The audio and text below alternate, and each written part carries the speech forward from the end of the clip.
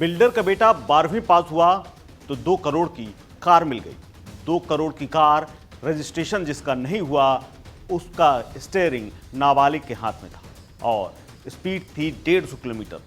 ऊपर से शराब का नशा। यह कॉकटेल ऐसा ही तैयार हुआ जिसने 2 लोगों की जान लेकर के ही शांति पाई। नाबालिग का 12वीं का रिजल्ट आया तो बाप खुशी से पागल हो गया। उसने बेटे को हाई स्पीड कार 2 करोड़ की पोर्श गिफ्ट कर दी। फिर क्या था, बेटा दोस्तों को गाड़ी में बैठा करके पहुंच गया शराब खाने। शराब खाने में उसने शराब पी और उसके बाद सड़क पर फर्राटा भरने निकल गया। दिमाग में शराब का नशा था। सड़क पर स्पीड का ऐसा भूत सवार हुआ कि सीसीटीवी की फुटेज देखकर पता चलता है कि कैसे शराब और रफ्तार का भूत उसके सिर पर बोल रहा था।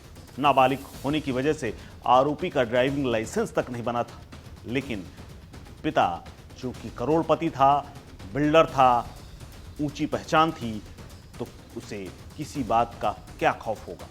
लेकिन बाद में जब 2 लोगों की जान चली गई, बेटे को पीटा गया, एफआईआर दर्ज हुई, तो कोर्ट ने बच्चे को मामूली सजा सुनाकर छोड़ दिया। अब पिता को पुलिस ने उठा लिया है। आरोपी के पिता ये जानते हुए कि उसके बेटे के पास ड्राइविंग लाइसेंस नहीं है, उसको कार देने के आरोप में अब पुलिस की हिरासत में। 2 लोगों की जान तो चली गई, खुद इस बाप ने अपने बेटे की जान मुश्किल में डाल दी थी। उसे पार्टी करने की इजाज़त दे दी थी, जबकि वो जानता था कि उसका बेटा ना तो शराब में खुद को संभाल पाता है और ऐसे में 2 करोड़ की कार कैसे संभालेगा।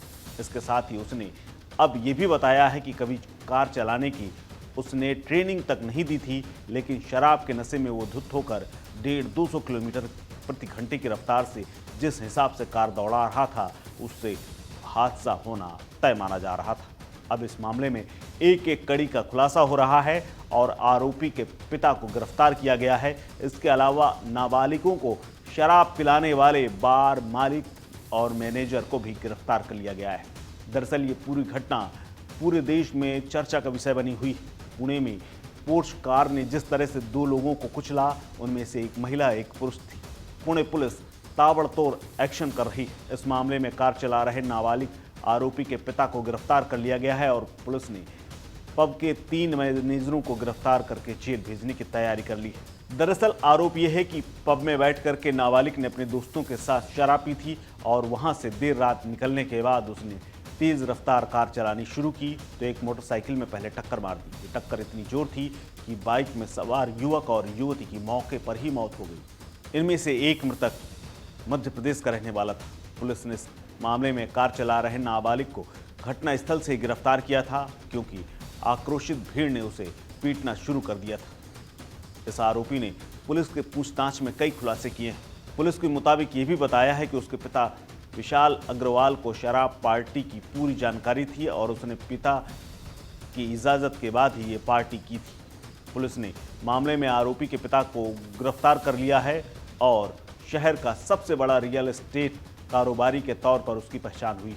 वहीं पुलिस कमिश्नर अमितेश कुमार ने कहा है कि हमने छत्रपति संभाजी नगर से किशोर के पिता को हिरासत में लिया है और उन्हें पुणे लाया जा रहा है। उनके खिलाफ केस दर्ज करके उन्हें गिरफ्तार किया गया है। हालांकि पुलिस ने अपनी सफाई में ये भी कहा है कि जितना सख्त एक्शन लिया जा सकता था लिया गया है। उन्होंने ये भी कहा कि अगर किसी को कानूनी कार्रवाई पर हमारी शक है तो वो हमारी मदद कर सकता है। हम उसके साथ बहस करने को तैयार हैं, हम उसकी मदद लेने को तैयार हैं। दरअसल पुलिस पर इसलिए सवाल खड़े हुए क्योंकि पोर्श चला रहे इस नाबालिग को महज 14 से 15 घंटे के बाद ही बहुत ही हल्की सज़ा के बाद एक, या यूं कहें कि एक सीख के बाद उसे छोड़ दिया गया था। कोर्ट ने उसको जमानत दे दी थी और पुलिस पर आरोपी इसलिए भी लग रहे थे कि ये माना जा रहा था कि उन्होंने हल्की धाराओं में मुकदमा दर्ज किया और 2 लोगों की जान जाने के बावजूद भी उसके ऊपर कड़ी कार्रवाई नहीं की। क्या कुछ कहा है पुलिस कमिश्नर अमितेश कुमार ने, सुनिए। मैं बहुत स्पष्ट कल भी कहा था, आज भी कह रहा हूं, वापस दोहरा रहा हूं कि पुलिस ने डे 1 से 304 आईपीसी का ऑफेंस रजिस्टर करने का बात हो या कोर्ट में जो हमने एडल्ट करके ट्रायल करने का बात हो या फादर और पब्स वालों पे जुवेनाइल जस्टिस एक्ट के तहत गुना दाखिल करने की कार्रवाई हो, पुलिस की भूमिका सख्त पहले दिन से शुरुआत से है। मैंने कल ये भी किया था कि मैं ओपन, हमारा चैलेंज है कि कोई भी लीगल एक्सपर्ट का पैनल हमारे सामने आ जाए और इसमें कोई दूसरा मार्ग, जो कि हमने जो भूमिका ली है उससे ज्यादा स्ट्रिंजेंट हो सकता था, अगर कोई हमको सुझाए तो मैं उस चर्चा के लिए तैयार हूं। मैं जवाबदारी के साथ कहता हूं कि लीगल प्रावधान में जो भी तरतूद है उसमें जो भी मोस्ट स्ट्रिंजेंट पॉसिबल जो मार्ग था वो पुलिस ने लिया है और उस मार्ग पे पुलिस चल रही है। किसी प्रकार की आरोप कोई करे कि पुलिस ये नहीं किया वो नहीं किया, उसके बारे में मैं जवाब देने के लिए मैं उचित नहीं समझता। लेकिन मैं even at the cost of repetition मैं ये बताना चाहूंगा कि पुलिस ने लीगल एक्शन लिया है और प्रॉपर लीगल मार्ग पे चला है।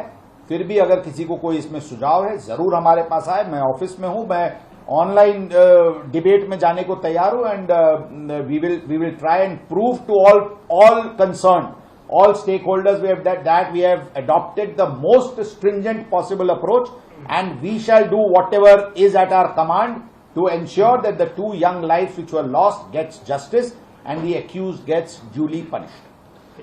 Sir, what was the quantity of alcohol consumed by the accused and his friends as per the bill of the restaurant?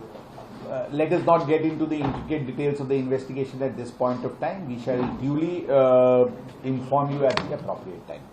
Sir, हे पब आणि बार जे आहेत ज्या ठिकाणी आरोपी गेले होते किंवा मृत्यू व्यक्ती गेले होते ते उशिरापर्यंत चालू होते असं निदर्शनास आलेलं आहे। तिथले स्थानिक पोलीस आणि सामाजिक सुरक्षा की जिथं असं आढळून येईल। दरअसल ये पूरा मामला तब जोर पकड़ने लगा जब संगीन धाराओं में मुकदमा नहीं दर्ज हुआ और नाबालिग आरोपी को जुवेनाइल कोर्ट में पेश किया गया। वहां से उसे तुरंत ही जमानत मिल गई। जुवेनाइल बोर्ड ने उसे आरटीओ जाकर ट्रैफिक नियम पढ़ने और इस हादसे पर एक निबंध लिखकर 15 दिन के अंदर एक प्रेजेंटेशन देने का निर्देश दे दिया। यानी मामूली सजा के रूप में 2 लोगों की जान जाने के बाद उसे छोड़ दिया गया। हालांकि जितना बेटा जिम्मेदार है उतना ही पिता जिम्मेदार है। पिता चूंकि बालिग है और उसने ही ये सब कुछ करने की बेटे को छूट दी थी, ऐसे में उसे गिरफ्तार करके पुलिस अब सबक सिखाने जा रही है। इस खबर में फिलहाल इतना ही। अपडेट्स के लिए बने रहिए वन इंडिया हिंदी के साथ।